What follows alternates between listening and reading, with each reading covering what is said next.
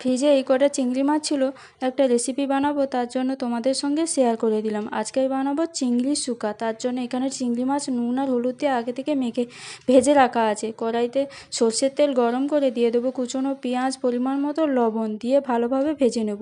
ভাজা হয়ে গেলে এর মধ্যে দিয়ে দেবো টমেটো আর ক্যাপসিকাম কুচি দিয়ে ভালোভাবে নেড়েচেড়ে এটাও ভেজে নেব।